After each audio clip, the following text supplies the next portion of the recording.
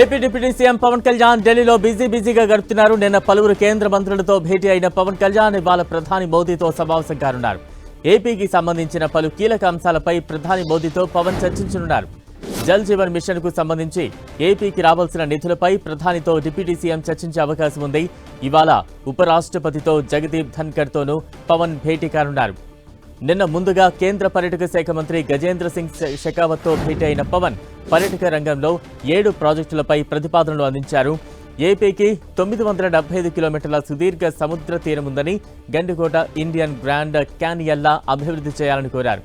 రాష్ట్రంలో పర్యాటక విశ్వవిద్యాలయం పెట్టాలని విజ్ఞప్తి చేశారు.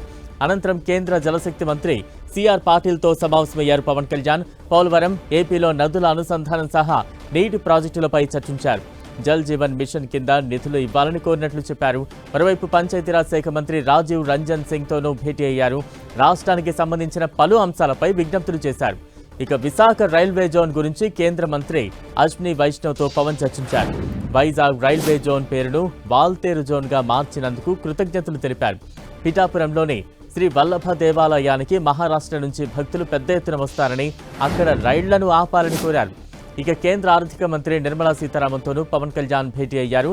ఏపీలో 25 లక్షల జనాభాకు 7,000 కిలోమీటర్ల రహదారులు నిర్మాణం చేయాల్సి ఉందని, కానీ 9 లక్షల జనాభాకు మాత్రమే రోడ్ల నిర్మాణం జరిగిందని తెలిపారు. గత ప్రభుత్వం మ్యాచింగ్ గ్రాంట్స్ ఇవ్వలేదని చెప్పారు. ప్రస్తుతం మ్యాచింగ్ గ్రాంట్స్ రాష్ట్ర ప్రభుత్వం ఇవ్వలేని పరిస్థితుల్లో ఉందన్న పవన్ ఏషియన్ ఇన్ఫ్రాస్ట్రక్చర్ బ్యాంకు నుంచి 90% నిధులు వచ్చేలా చూడాలని కోరారు.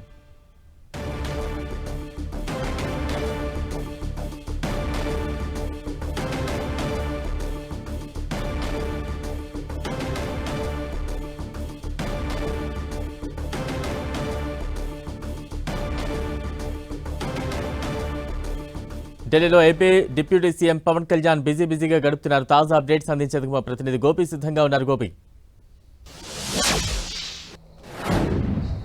ఎస్ బలరామ్, ఆంధ్రప్రదేశ్ ఉప ముఖ్యమంత్రి పవన్ కళ్యాణ్ ఢిల్లీ పర్యటన 3వ రోజు కొనసాగుతోంది. ఈ రోజు కూడా పలువురు కేంద్ర మంత్రులు, ప్రధాని, అలాగే ఎన్డీఏకి సంబంధించిన కీలక నేతలతో పవన్ కళ్యాణ్ భేటీ కాబోతున్నారు. ప్రధానంగా మరి కాసేపట్లో కేంద్ర అటవీ పర్యావరణ శాఖ మంత్రి భూపేంద్ర యాదవ్తో సమావేశం కాబోతున్నారు. ఆయన నివాసంలో ఆంధ్రప్రదేశ్ ప్రస్తుతం అటవీ పర్యావరణ శాఖ మంత్రిగా కూడా పవన్ కళ్యాణ్ ఉన్నారు. సో రాష్ట్రానికి సంబంధించిన అంశాలు, పలు ప్రాజెక్టులకు అనుమతులపైన ప్రధానంగా భూపేంద్ర యాదవ్తో చర్చించబోతున్నారు. అనంతరం ఉదయం 11 గంటలకి పార్లమెంట్లో ప్రధాని నరేంద్ర మోదీతో పవన్ కళ్యాణ్ సమావేశం కాబోతున్నారు. జల్ జీవన్ మిషన్ సహా ఆంధ్రప్రదేశ్ అభివృద్ధికి సహకారం, రాజధాని నిర్మాణానికి, పోలవరం నిర్మాణానికి సహకారం సహా పెండింగ్ అంశాలను త్వరితగతిన పూర్తి చేయాలి. రాష్ట్రానికి ఆర్థిక సహకారం విషయంలో గత ప్రభుత్వం ఇటు మ్యాచింగ్ గ్రాంట్స్ని వినియోగించుకోవడంలో వైఫల్యం చెందింది. సో నిన్న కూడా అనేక మంత్రిత్వ శాఖలకు సంబంధించిన మంత్రులను కలిసి గత ప్రభుత్వ వైఫల్యాలను ఇప్పుడు ముఖ్యంగా ఆంధ్రప్రదేశ్కు ఇబ్బందికరంగా మారాయి. సో